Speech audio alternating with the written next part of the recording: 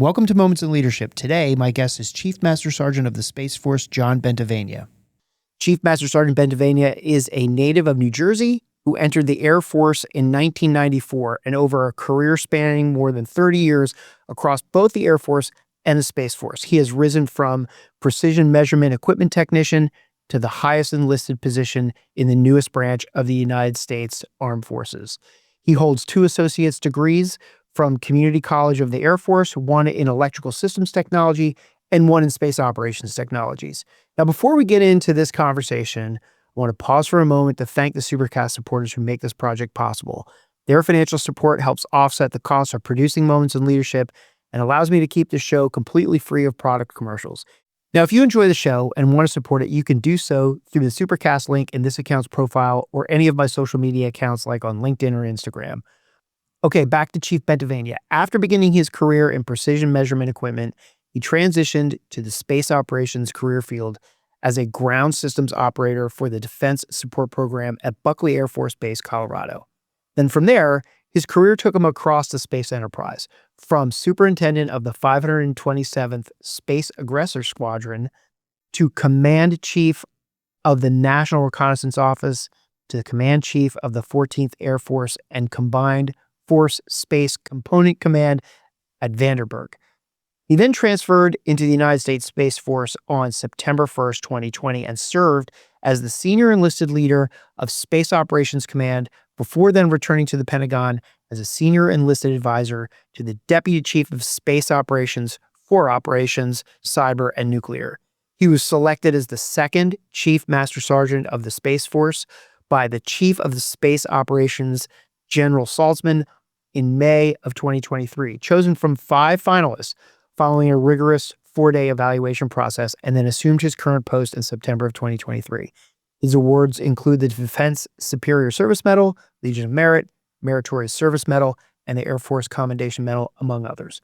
In this episode, we talk about what it means to build a culture from scratch inside the world's newest military branch, the unique challenge of leading guardians in a domain that is increasingly contested, and what the Space Force's rapid growth means for the men and women being asked to defend it.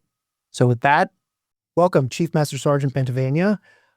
You have another name that you go by, but before you get into that, just to orient some of my Marine listeners, we're sticklers about the full rank in the Marines, right?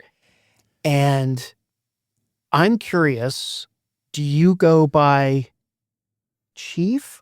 When someone walks by in the hallway, how do they say hi? Chief is normally how they refer to me, but normally when I do my full rank, it's Chief Master Sergeant of the Space Force, Bentivegna. Right, which is exactly what a Marine would say to you, by the way. Just that's a mouthful.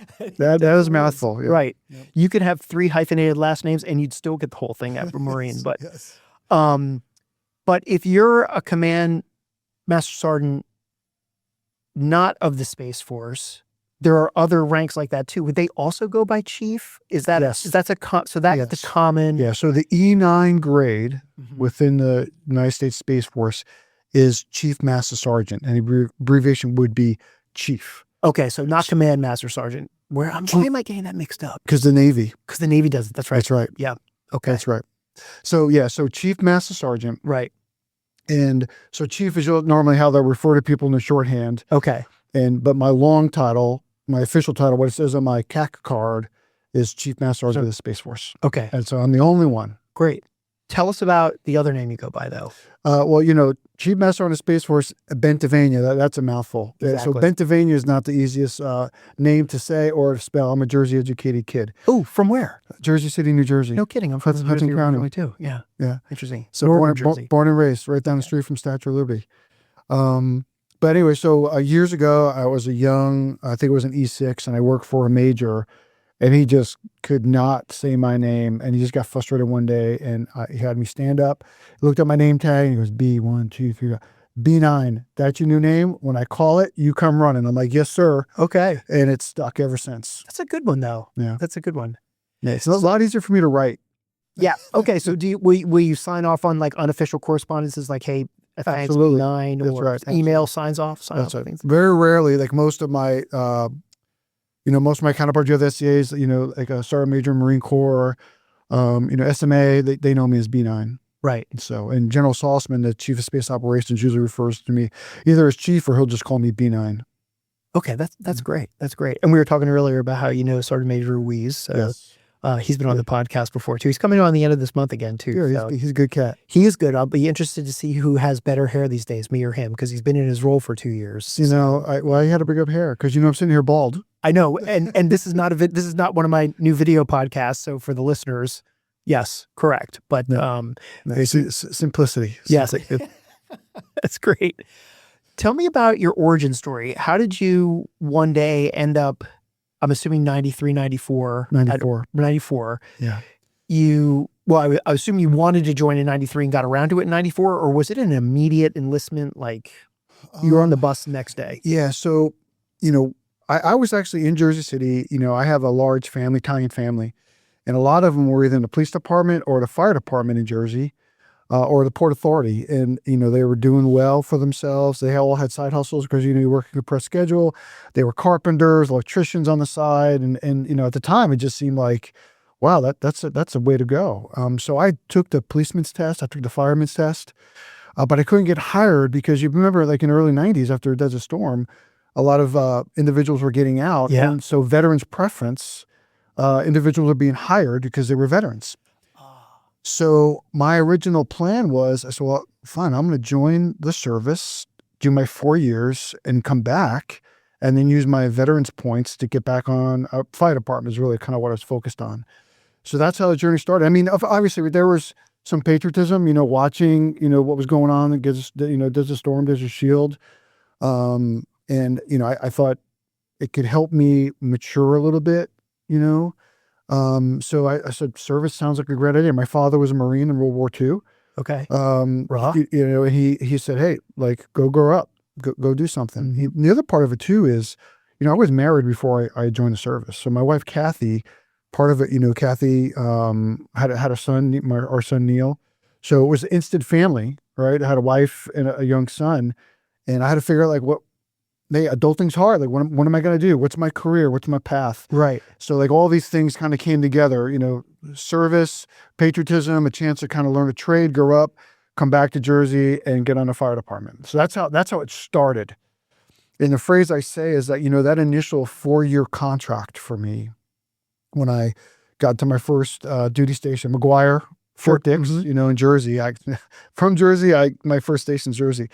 That 4-year contract turned into a lifetime commitment. Yeah. And it was because of the leadership that I was exposed to. That's awesome. I want to ask you about that.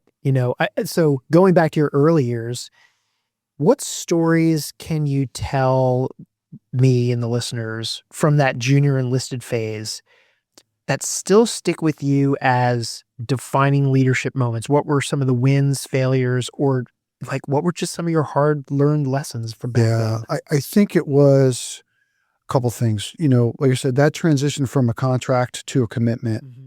At what point though? At the 4-year mark, or did you know within a year you're like, I love this? I would probably say about the 3-year mark. Okay. Because the first while, you have basic military training, tech school, very structured. But it wasn't until, like we say, getting into the operational service, and for me, it was the Air Force, right? The Space Force wasn't around.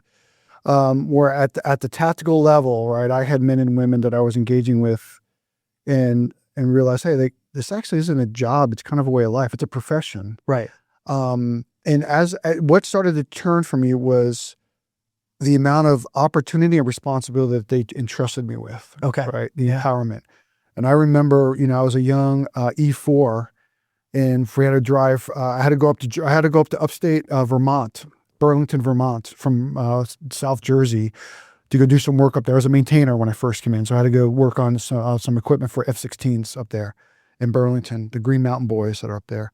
And it was just me and another E4, right? And the master sergeant was like, all right, taught me how to, get the trailer ready and everything, and said, all right, going TDY, you guys are there for a couple of days. Wow. And I'm like, wait, just like the two of us are going up there, and we're responsible to calibrate this equipment and make sure the planes are flying. I cannot believe, right, that, a couple of years in, my ability to have a chance to do these things.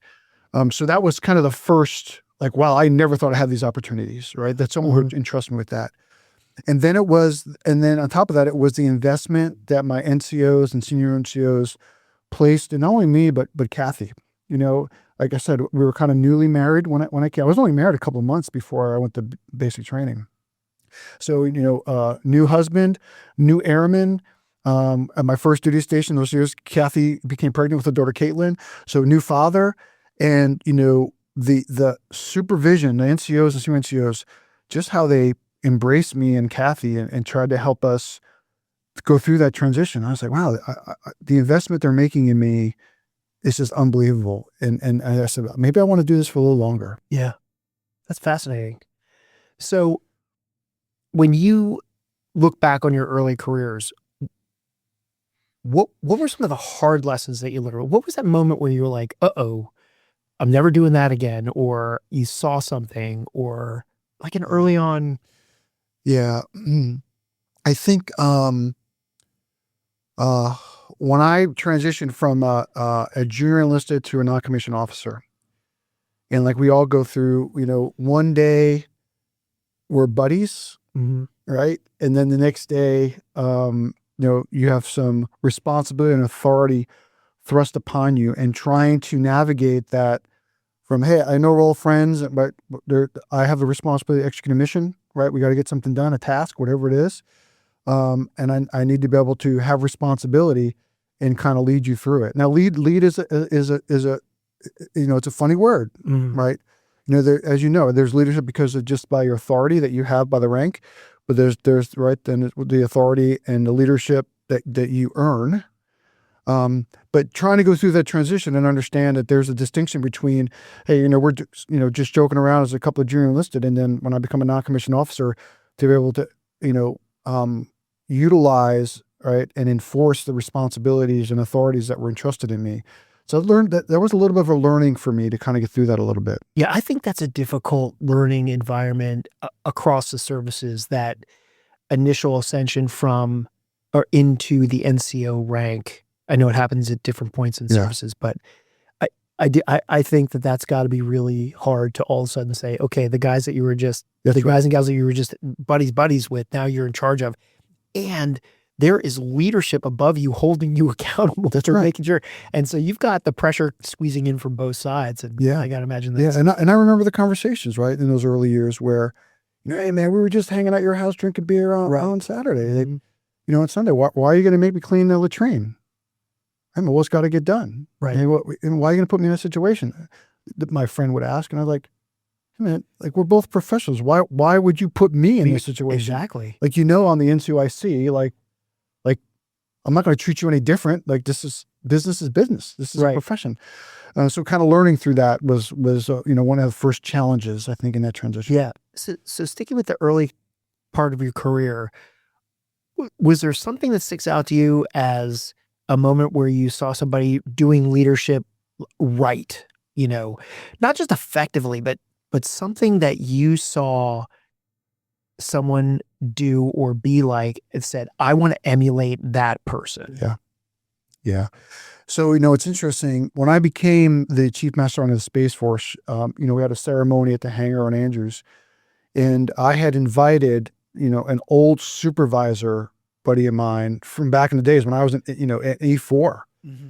Mike Yakowenko was his name. And, we had kept in touch a little bit, but I invited him to come out. And in my speech, I talked about, the impact that he had on me. Cause he used to call me a knucklehead, right? Cause, he saw things in me I didn't see in myself. So he would hold me accountable. Like, he would provide me constructive feedback, constructive criticism, to help me be the best version of myself. So it was that, investment, but not also afraid to, pat me on the back when I deserved it and kick me in the rear, when I needed it. Right. Flip that same question for me and talk about a time where you looked at something and said, like, I have to be different than that. Or in other words, what did you learn from a bad example? Toxic leadership. And tell me what that means to you. Yeah. So the first thing is, individuals that I think don't treat others as professionals or as human beings. None of us are statistics. None of us are numbers. We all come from a different place. But I have experienced and I've witnessed, right, where, why would you talk to or treat somebody, right, in a way that just isn't constructive? Like, it's not helpful. It's not improving morale. There's no reason to do what they're doing. And I would experience or witness that and say, man, like, I don't want to do that. Now, does that mean I've never done it? Absolutely not. I'm a human, and I have made, 32 years, a lot of mistakes. I have been a crappy leader, at times, right? And you learn from it. So, but, you put those things in your toolbox. And I said, I've always told, as I have mentorship sessions, that you learn just as much from bad leaders as you do from good leaders. Yeah. I remember that was one of the first things my dad told me when I was complaining about one of my senior officers in very early on in my career. He said the exact same thing to me, and he and you are both right about that. It's interesting. I'm curious about if you reflect back on your career, I'll bet you most of when you said you were a bad leader, I'll bet you more of that was taking place in the early part of your career than there's this massive learning curve. Yes. And so you're making these massive amount of mistakes early on in your career. And I look back, you and I are both products of the 90s. And I think leadership was viewed differently then than it is now. I think there was so much more tolerance for toxic leadership back then because I don't think that term even existed back then. Probably not, no. I just think there's a lot more empathy now across the board. Like, forget the ranks, forget officer enlisted. I just think there's so much more empathy now. I don't know where that came from, but I'm glad it's there. Yeah, I think it's acknowledgement and how we've come, that, it's art. Yeah. Leadership is an art, right? And again, going back to drawing the distinction between, the rank that is inherent in position and the leadership and authority that you kind of have to go through and earn, right, to really be able to influence that. Yeah, I think there's so many things about my previous officer career that I would change early on from my lieutenant days and my captain's days relative to mistakes or things that I look back on and wish I did differently later on in my career. Yeah.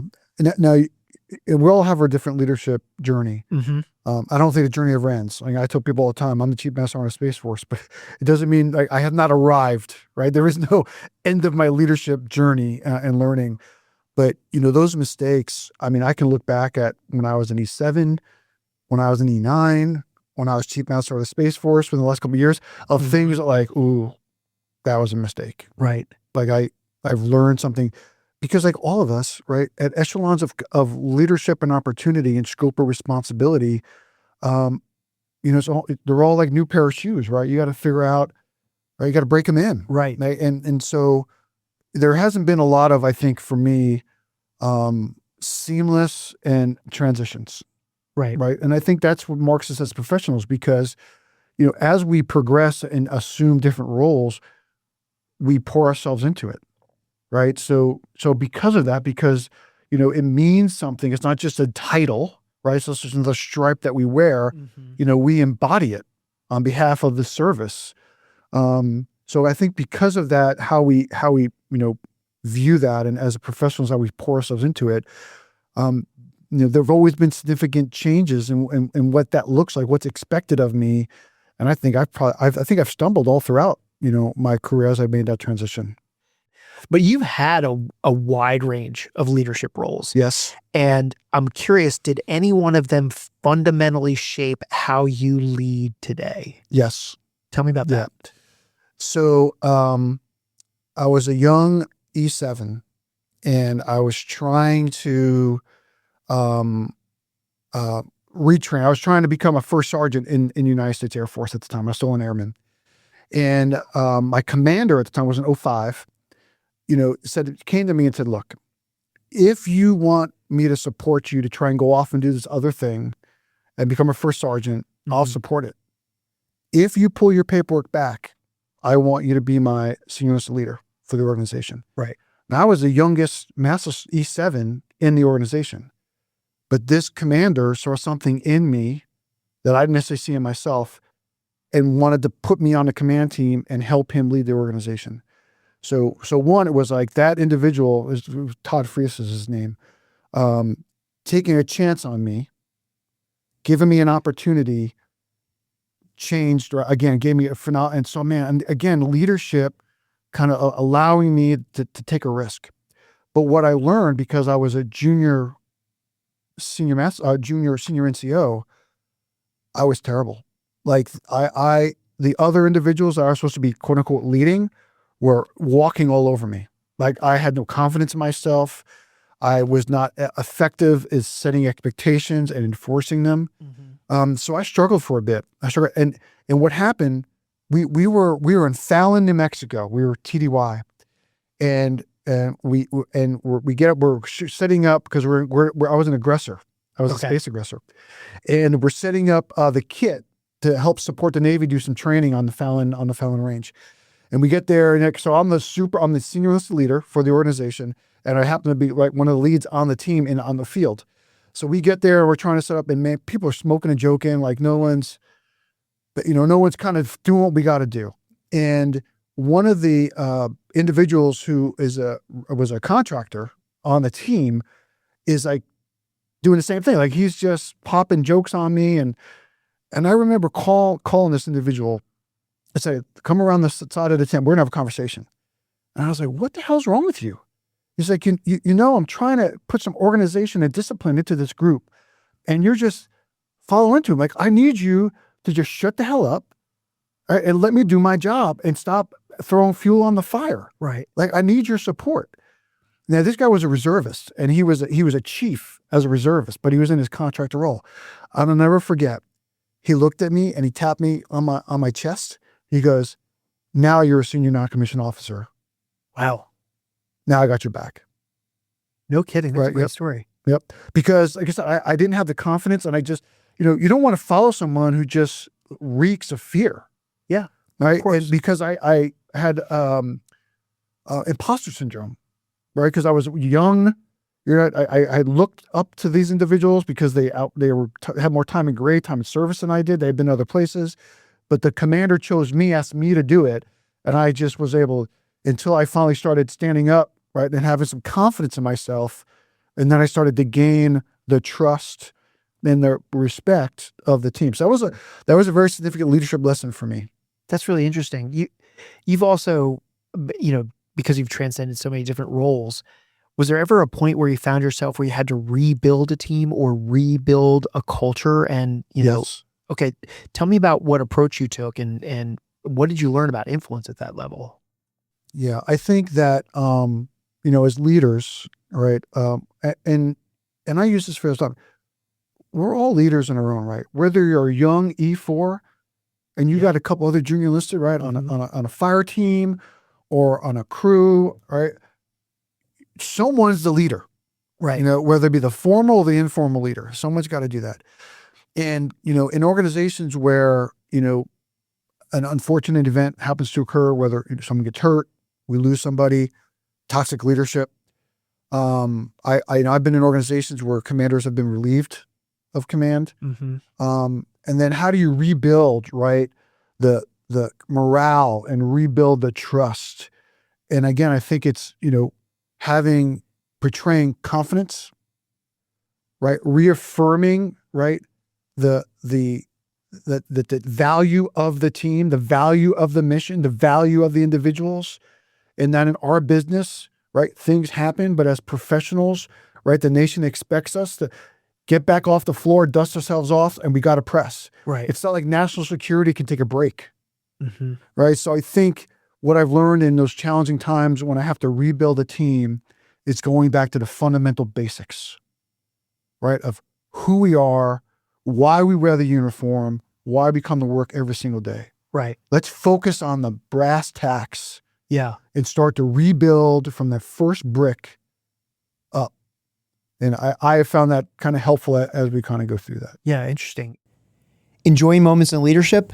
Help the project get more guests and reach more listeners by leaving a 5-star rating and a quick review on Apple Podcasts or Spotify.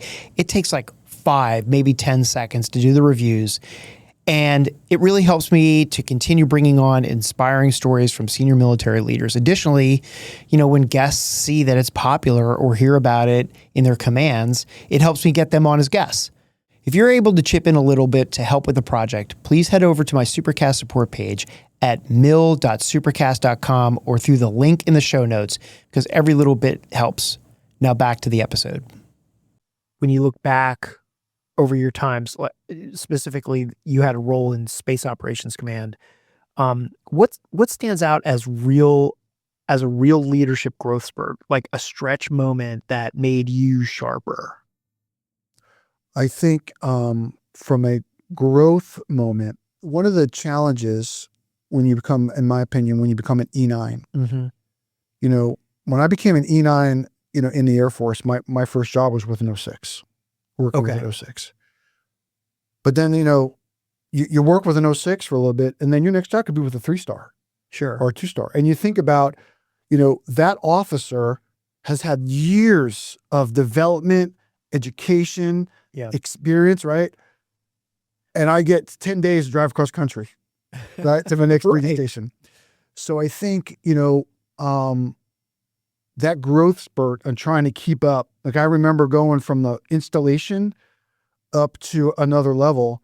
And, at the installation, like I'm worried about driving on my yard on my installation, right? I'm looking at potholes in the ground. I'm looking at, trash that's by the fence, whether my defenders at the gate are looking sharp, whether or not the treadmill in the gym is working. Like it's my house, right?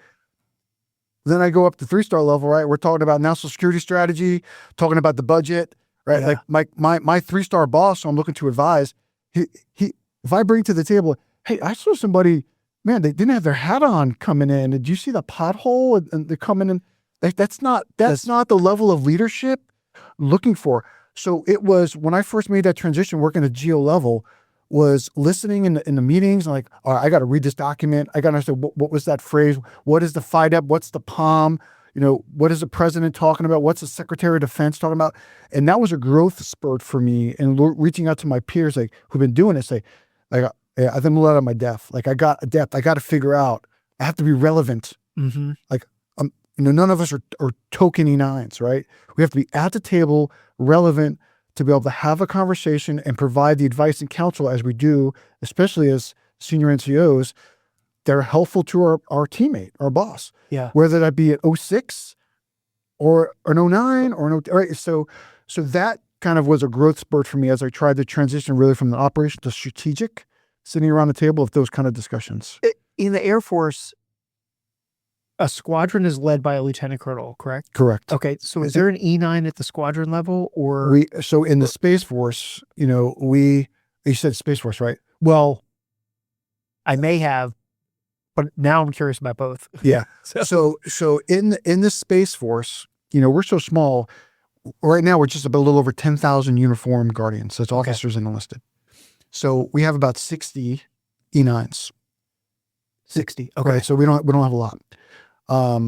So we have, I think, one E9 at the squadron level, and that's our basic military training. Okay. All the rest at our squadron level, partnered on the command team with our O5s, are E8s for the most part. Okay, got it. Now in the Air Force, there are a lot of large squadrons, whether it's the O5 commander, and there is an E9 squadron superintendent. Okay, gotcha. Like a maintenance squadron's huge. Oh yeah, I can imagine. So I'm curious, going back to where you're saying you could go from working from an 06 to a 3-star general. And you make that, is it a self-reflecting moment where you say, I've got to grow into this difference, like getting away from the potholes and getting towards, the budget? Or is it the general that sits you down and says, hey, I really need you to expand a little bit more of your leadership? Or do you have a peer, an enlisted peer that says, hey, let me pull you aside for a second. Let me kind of tell you how you got to adjust things a little bit. So I think a little bit of all three. Okay. Right. So I did have, as I was making some of these transitions at different echelons, so the big leaps, a peer, a mentor who would try to set me up. But I remember that first time, I remember the talking, but it didn't resonate like how hard, like how big of a jump it was going to be. Like I just couldn't, someone, like they tried to help me out, but I just wasn't, like, I wasn't picking up what they were putting down. Right. And I, a little bit of feedback from the general officer, but here's where I think it's really important. As a dedicated professional, the biggest emphasis, the biggest push was for me personally, right? Because I wanted to be relevant. I wanted to be I wanted to be a good teammate, a good advisor, right? I wanted to protect the stripes. Yeah. It wasn't so much about me. It was about, we all work hard to get here. I don't want to be the one that puts us a step back. Right. So it was, I have got to represent the enlisted corps. I've got to represent my brothers and sisters who are wearing E9 rank. So a lot of it was just because I wanted to be, I consider myself a professional. I wanted to be able to self-study. Like, I got to ask the right questions. I got to do these things, right? And then I go back to some of the peers who, maybe I didn't listen to originally, and then I'm actually constantly asking the boss for feedback. Hey, is this helpful? What should I read? Where do you need me to go? What do you need me to do? What are your objectives, boss, that I can go out and help facilitate? But all three, but I think the biggest one is, if the individual themselves does not show the dedication and the pride in the job and the position they're in to be able to spur themselves forward, to be able to climb that ladder, right, so to speak. But a lot of it's got to be what's inside you, what drives you personally to do that. Because people could tell you, give you all the advice in the world, but if you're not personally motivated and driven, I don't know if it's going to help. Yeah. Now you've got me curious about the E8s. So I'm sure there's all formal schooling and everything that goes on here, but We're building it. Great.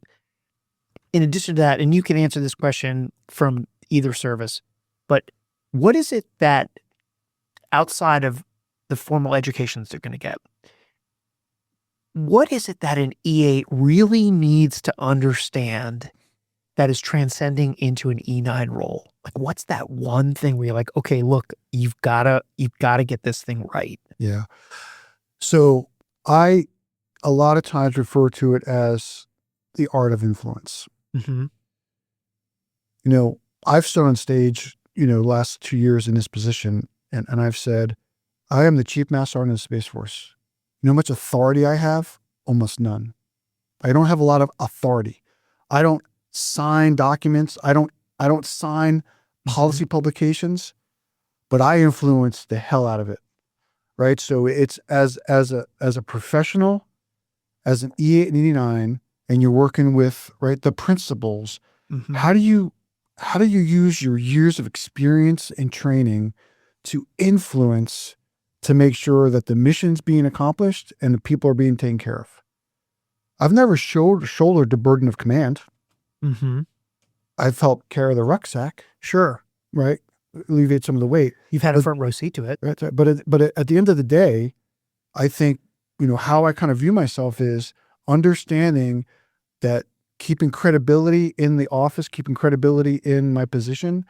So I have the ability to work with my teammates so that when I do say, hey, this is what I think is the best thing for the enlisted corps. Mm-hmm. Or here's what I think the best thing is, what we should do for our captains. Or so like, whatever the matter is, my care, my responsibility doesn't stop at stripes. Or whether stripes, suits, or stars, as Chief Master of the Space Force, right, I have responsibility. But I think, what they need to learn at the E8, going back to that, is that transition at that level, working with command teams, is understanding what kind of responsibilities and leveraging the boss's authority, but inherently we don't have it. But how do we leverage all that credibility that we bring to the table to influence the direction of an organization? Yeah, that's a fantastic answer. Thanks. I'm curious. So not every E9 can keep going up the triangle, keep going up the ladder. That's right. And in there, just like officers, right? Not every colonel can be a general. Not every one-star can be a two-star.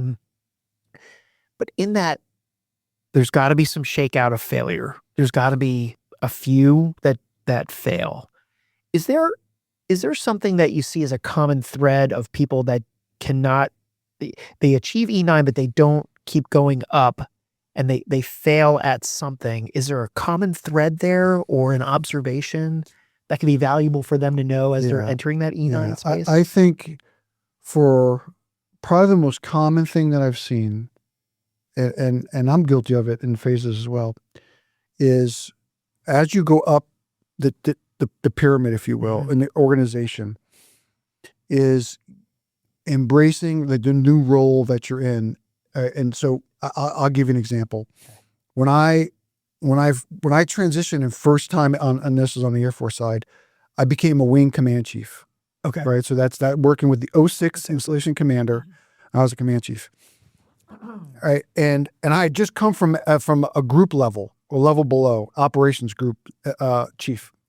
And I remember when I got to that installation, my commander, we were first starting to do our first deep dives and going to visit with organizations. And we were going to the operations group, which is not the same one, but a like group I had just come from. Actually, with that commander, we were a command team at the group level, and she brought me up with her to be at the next echelon. And I remember going over, and she said to me, "All right, B9, now remember, we're not the group command team. Right. Right? I know we're comfortable there. This is not our job. We're at the wing level. Like, let's use our experience, right? But this is their command tour. Don't do their job. Wow. I need you to think up, right? Not where we're comfortable." So I say that is because I've seen, I think some of us, we get to a spot where we're very happy, very comfortable, and then we're asked to move on. Yeah. We just can't let go. Like we just want to keep right at that lower echelon, that other job where we're comfortable. Right. Right. And experience. That's right. That's right. And we're uncomfortable maybe looking up, right? And thinking about broader things. You know, General Saltzman, he's the chief of space operations a lot of times, you know, working in the Pentagon, he'll say, you know, we're here to make policy do staff work. It's boring. Like staff work is not like, a lot of us are all operators at heart. Like we want to get down, not our job. Like what the service, what Guardians need us to do is to do policy, right? And write programs, right? And set expectations, right? Fight for resources, not go down and tell them how to do their operational job. Even though we love that, we love their time, that's not our job anymore.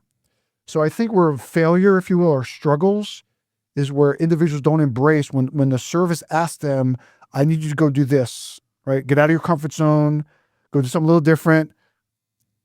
If they don't embrace it and understand that and keep wanting to go back, then they struggle. And like I said, I don't, failure's a strong word, but I would definitely struggle and have challenges. Yeah, I can see that. I'm glad I asked you that question because that's a great answer. And I think it's valuable for somebody listening to this that is moving up to hear that. Yeah. I'm probably guilty of it myself. Yeah. I mean, especially non-commissioned officers, right? And senior NCOs. We love our people. Like I am no happier than when I'm out and about surrounded by my Guardians, right? Of all ranks, right? And just what's really happening, right? How the successes they're having, the challenges that maybe I can help them with. But I remember when I was at the 3-star level, all right, and I was in Vandenberg Space Force Base, it was Air Force Base at the time. And just, I was a, headquarters organization on an installation. And I remember getting there, and at first I was like, man, brand new base. Like I want to go visit the security forces and I want to go visit. And one of my peers said, hey man, that's not your job anymore. That's somebody else's time. Don't take that away from them. Right. Right. And I would always get the, hey, we're doing like a promotion ceremony or something. Do you want to speak? I'm like, nope. Right. Nope. I'll be in a crowd, but I'm not going to speak. This is your time. Right. This is your command. This is your house. Like I'm a guest in your house. It's hard. It was hard for me to do that because I loved, right, going out and dropping by. You drive around base like, oh, let me just pull in and say hello to the troops, right? Yeah. But I had to keep going. Right? Yeah. It's not. I ask that question to a lot of guests actually. I tend to ask them more to the general officers because I put myself in there and I say like, if I was just driving down the base and I saw a bunch of Marines working on a truck or something like that, I'd want to just get out of the car and be like, hey, what are y'all working on? That's right. And the answer I get from every single one of them is you cannot do that because the minute you do that, you start this whole dust storm of, hey, hey, what did you go? And everybody thinks, what's he doing there and all that Yeah. stuff. And my friends have all said the same thing. It's one of the hardest things to do is to not do it. Yeah. And when I asked one of them, I said, but you got to get out there a little bit. Yeah. And he said, my secret there is right before a meeting starts, I'll say like, hey, I need to use the head real quick. And nobody's really going to escort me to the head. So that's when I get to go out there and like grab one or two people in the hallway, just ask them how they're doing and stuff like that. Yeah. I thought that was fascinating. Yeah. Because we use it as leaders, right? Right. We use that to refill our cup.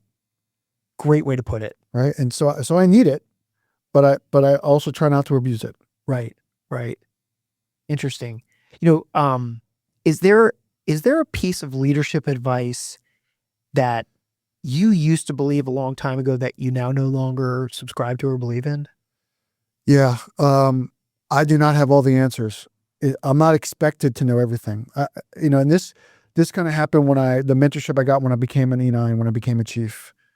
And, at the time, one of the traditions, and we still do it in the Space Force today, but when the E9 list comes out, they call it the chief bus. So okay, so everyone on an installation, all the existing E9s will get a bus, from LRS transportation, and they'll go around all the organizations, pick up all the new selects, right, and congratulate them, and then they'll go off to the bar or go do something, and I'll have kind of a mentoring, kind of session. And I remember you call that what you call ride? The chief bus, The chief bus, right? Because there's all the chiefs and the new chiefs. And I remember when I first when I first got selected and I was a chief, them, telling me, top 1%, like all that stuff. Like, as we're coming up on enlisted, right? You look at chiefs in awe. It was like, hey, welcome to the team. You first of all, you're not alone. right? It's not like you're the only chief of the United States Space Force, United States Air Force, right? You're part of a team here, right? So you got people to the left and to the right of you. Don't take this on by yourself. The other thing was, just because you walk into the room and you're the chief, don't feel the pressure that you need to know every single answer. You need to know everything. Mm-hmm. What you need to know is who to call. Mm. Right? You need to surround yourself with people who can, right, help you in your weak spots, complement your strengths. But also, right, as Chief said, we kind of, network. But as a leader, you don't need to have all the answers, but you got to be able to know when, hey, I don't know that, but I know somebody who does. Right. And I know that I can rally a team to get that answer. I can rally a team to get that done. I learned that there was something I learned, as I kind of assumed I just had to do it all on my own. I was like, no, that's not the case. It's okay to say, hey, I can't do that or I don't know it, but I can lead us to success. Right. And bring in the talent and the experience that I need to do it. I love that answer. That's great. If a young guardian asked you, what's one leadership lesson you took way too long to learn, what would you tell them? Be comfortable in your own skin. Okay. Don't try to be somebody else. We started this conversation about, leaders especially in my younger years who influenced me, Mm-hmm. right? The good and the bad and the ugly.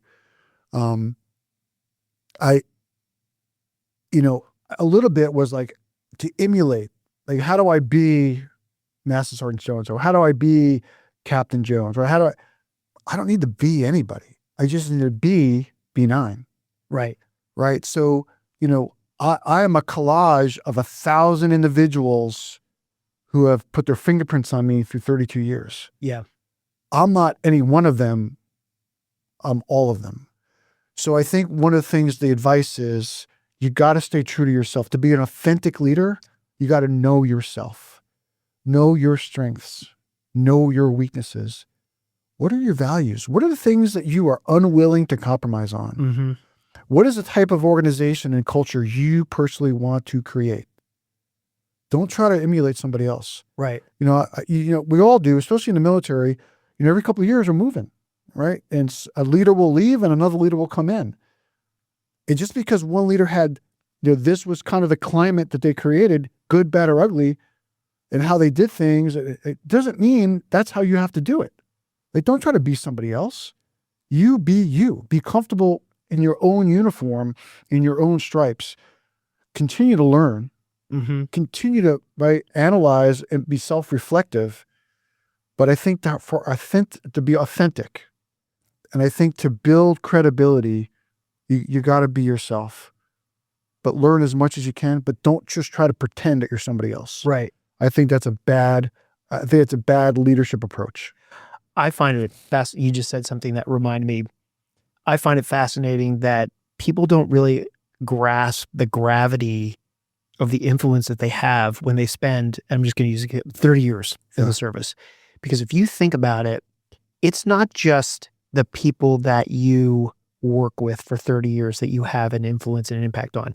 It's the next 30 years of people that are left after you leave, because you are ostensibly having an impact on an E1 and an E2 right now. And by the way, your future replacement is probably an E1 or an E2 right now, right? Just certainty. That's right. Maybe an E3. That's right. But when you spend 30 years in the service, you not only have an impact on everybody that you touched for 30 years, but everybody that they then touch for their 30 years. And it probably washes out of the system after that. But the ripple in the water, right? It really is. Yeah. It really is. And so the NCOs now are being impacted by you and other senior non-commissioned officers, and the officers as well too. But then they're having an impact on the E1s and the E2s, who, by the way, one of those people is going to be your replacement someday. Yeah, I think that's another important nuance about, leadership philosophy, is that influence, right, as a leader, it's not my job to make sure that I'm leading every single person within the Space Force, right? There's responsibility, right, of the E8s, E7s, the E6s. At each echelon, you got to make sure as a leader you're pouring in, right? You can't leap over or negate, right? And because you got to go replacement. Like, you may love influencing the young E3s, but they're not going to replace you next year, right? It's going to be in the 8, right? So, sometimes it's not as much fun trying to mentor and develop an E8 as it is an E3. But that's, as a leader, right? You have to be able to not just, you're not climbing a ladder anymore, you're building a ladder. So don't, one of the things when you get to this echelon of leadership is don't be a ladder builder, don't be a ladder climber, be a ladder builder. That might be the title of this episode. So yeah, that's great. And actually that's John C. Maxwell. Is it really? Yep. Okay. I like that. So next question, I'm curious, in your State of the Space 2024 message, you talked about how the Space Force has scaled really quickly and is, your quote, really busy. And you've seen the pace ramp up in just a few years. What leadership lessons did you have to learn or even relearn to keep up with that kind of operational growth? Yeah. I think as a leader personally, and then the leaders that I'm leading, the message is we have to be comfortable being uncomfortable. Okay. Right. Reevaluate, as military professionals, risk analysis, how much risk are we willing to take? We start learning about that very early in our career. Yeah. As small as the Space Force is, as fast as we're trying to go, that analysis and calculation is a little different than it was, a couple of years ago. I bet. Or when I was an airman. So part of that is what I learned is that we have to be more comfortable with accepting risk, empowering, right, the men and women that we lead, embracing what we learn, failing forward, right, which isn't always something that as a department, as military professionals, we do well. We don't. Failure sometimes is not seen is not smiled upon. But when you're kind of in a startup like we are and you're moving fast and you need to be innovative, failure sometimes, hey, what did we learn? Right. Hey, you were a leader at Echelon and you took a risk and you took smart risk and it didn't work out, but it was smart risk and you learned. I'm not going to fire you. I'm not going to yell at you. Hey, what do you need? What'd you learn? Let's try it again. That's a different philosophy. That's a different level of comfort that I think what I've learned, right, is how do you embrace that? More importantly, how do you kind of propagate that thought process along all echelons. You know, General Saltzman and I talk about this all the time. Sure, we could talk about it in the halls of the Pentagon on the E-ring, but how do we make sure that you know, O5 and E8 command team are thinking the same? Right. Right. So it's about how do you kind of message that and kind of have that kind of culture allow you to fail forward and move fast, accept reasonable risk and learn from it, and help the service propel forward at a speed at which the nation demands it. Do you think that's more about teaching young leaders to understand the difference when we talk about risk? I feel like there's two components of risk. There's possibility of something bad going on and probability of something bad going on. And how do we teach young leaders to understand? I'm just going to make up an example off the top of my head. Ready? Yeah. Let's just say that there's a field operation going on and refueling is a really important component of it. And the whatever regulations say that the fueler can't go out there unless it has the safety placards on the side. So somebody says, we're shutting the whole exercise down because we don't have the safety placards. Whereas another leader may say like, okay, the possibility of the truck having a catastrophic event exists, but the probability of it happening because the placards aren't on the side is probably pretty much zero. So let's roll without the placards and I'll deal with the aftermath of that. That's right.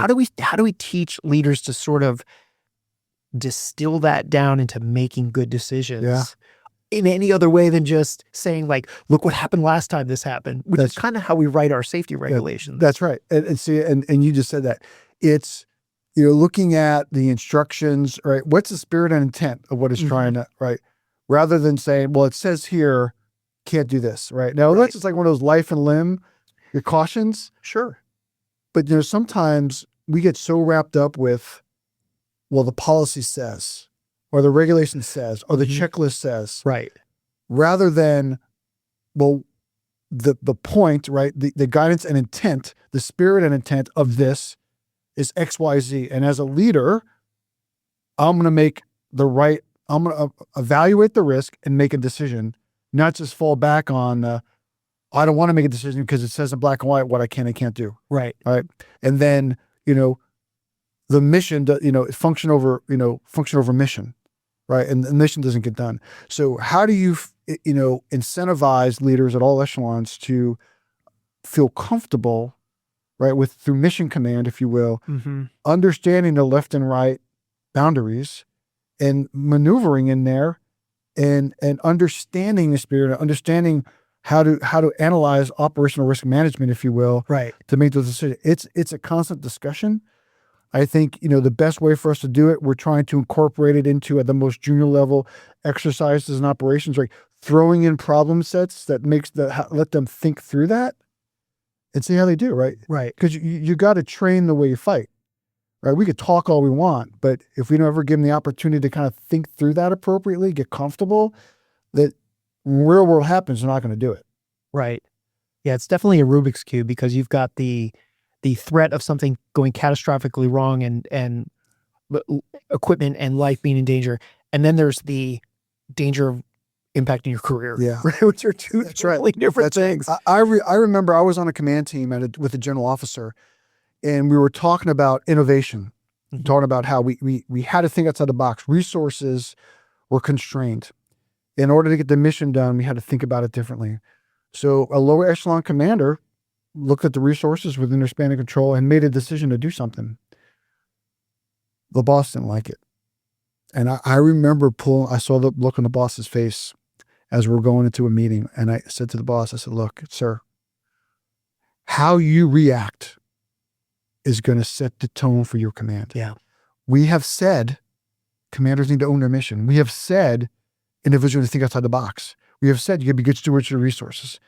So someone took you at your word. They didn't make the decision you would have made. Everyone's going to be watching. How you react is going to set the tone. That's a great point. That's a great point. We're wrapping up here. I appreciate you coming in today. What didn't I ask you that you wish I had asked you? You didn't ask me where I did you talked about all the training and education, but you didn't ask me where I did my senior non-commissioned officer training. Where did you do your senior non-commissioned officer training? Quantico. Really? Tell me about that. I went to the staff NCO course with the Marines. Yeah. How'd you like that? I've never done so many pull-ups in my entire life. It was great. So I was an E7, and they have sister service. You can apply for sister service opportunities. Right. And I remember at the time, I just happened to come across it on a website that I could apply to go to the Marine Corps. Okay. So that's our senior staff NCO academy? Yeah, so I was there with Gunnies. Okay. Yeah, so I think it's just staff NCOs. Staff NCO Academy. Okay. And so I applied to go. And I remember I was in the Air Force at the time, right? And I remember there's an airman at our personnel center who managed this. And I remember calling me up and said, all right, are you ready to do this? Like, it's literally said, do not go there and embarrass the Air Force. Yeah, I can see that. Like, right. Like, can you run 3 miles and do pull-ups? And I remember I said, well, maybe I'll take a later class date. Yeah, just to kind of get ready. That's right. So I remember doing that. And the more people were like saying to me, like, why are you doing this? Just go to the Air Force school. Like, why? And they started questioning my ability to kind of get through it. And it started to scare me. And then it got to the point where I have to be able to challenge myself. Mm-hmm. And so the more it was, why are you doing this? Aren't you afraid to go? It became, yes, that's why I have to go. So it was great. I went and I had a lot of good teammates, but it was so, for me personally, to see how the Marine Corps, the expectations they put in their gunnies, mm-hmm. the training, discipline, care, and feeding of their Marines. I was coming from the Air Force, so it was a little different. Like, in my formations as a space operator all those years, the officer enlisted ratio, a lot of officers. In the Air Force. In the Air Force, even in the Space Force that today. Makes sense. Even in the Space Force today. So to get a chance to kind of see, right, that culture, right, that, how they looked at that responsibility was really meaningful to me, because I brought that back as a senior NCO, and, how I viewed my role in what it meant to be a senior NCO based on what I learned at the Staff NCO Academy at Quantico. Did you have to take the Marine Corps PFT? I did. Get it. So show up. So literally show up on day one. And probably CFT too, right? We weren't doing the CFT. This was back in, no, I can't remember the year, 06 maybe. Okay. But you showed up, check, got my room key, had to put on my service dress uniform, go check in for dress inspection. Then had to put my PT gear on and had to do waist measurement. And there were several Marines that didn't pass the body fat. Yeah. Got sent home. Ooh. And like day number 3, we had to do the Marine Corps run. And I remember, I'll never forget this. We're in there, and we did the pull-ups in the beginning, and it was raining. It was like dumping rain outside in Quantico, and we're all kind of standing around looking outside. And I said, so will we go back to class? And then like later on this afternoon, do the 3-mile run, or like, what do we do? Oh boy.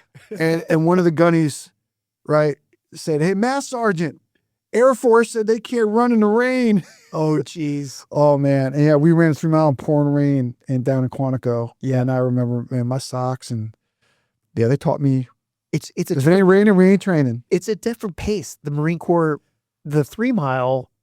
Okay. So I'll just tell a quick story, because I know we'll wrap it up, but I think one of the hardest physical fitness tests I ever took was when I was at Fort Sill or Fort Knox. I can't remember. It was one of the 2 Army bases, and I had to take the Army. And I think it's either 1.5 miles or 2 miles. I can't remember, but it's one of the 2.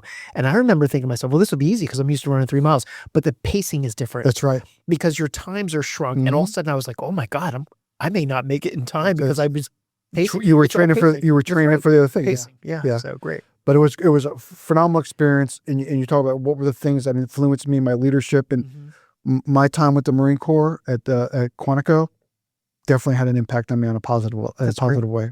What a great story to end on. Semper Fidelis. Yeah. Oh, thank you very much. Semper Fi. I'm glad you got some time at the Marines. That's great. Yep. Well, thank you so much for coming in. This has been a fascinating conversation. You'll be sure to pass on to Sergeant Major Ruiz. I will. And I appreciate the time and the candor, and this has been great. And thanks for being my first Space Force guest and or Air Force. And hopefully this will get around to some more of the commands, and and they'll get to hear your stories about leadership. So thanks. I appreciate it. This has been a great conversation. I kind of thought they said this was kind of a chill discussion. I thought you'd have a glass of bourbon, Well, or something. kind of using it so for listeners, we're in my the Moments in Leadership Global podcast studio, if you will. Sure, nice. And I do, maybe I should have some sort of Sean Ryan, have a drink or something like that. Maybe my stories would have been much better. Got an idea. Why don't we have you back in a year and I'll have some bourbon set. All right. It sounds like a deal. Terrific. Thanks a lot for coming in. Thanks a lot. I appreciate it.